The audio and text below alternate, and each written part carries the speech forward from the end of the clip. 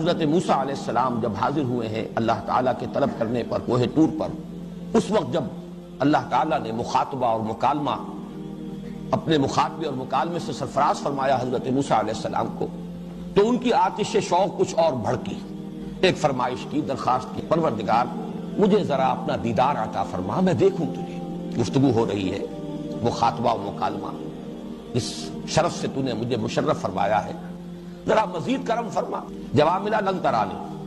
موسیٰ تم مجھے ہرگز نہیں دیکھ سکتے، ذرا پہاڑ کی طرف دیکھو، میں اپنی ایک تجلی اس پر ڈالوں گا، تو اگر وہ پہاڑ اپنی جگہ پر قائم رہ جائے، کھڑا رہ جائے، جھیل جائے ہماری تجلی کو، تو تم بھی سمجھنا کہ ہمیں دیکھ سکتے ہو، ہمارے دیدار کی تاب لا سکو گے۔ جب اللہ تعالیٰ نے اپنی تجلی ڈالی اس پہاڑ پر، وہ یا تو ریزہ ریزہ ہو گیا یا دب گیا، ہموار ہو گیا، بیٹھ گیا زمین کے ساتھ۔ حضرت موسیٰ علیہ السلام بے ہوش ہو کر گر گئے۔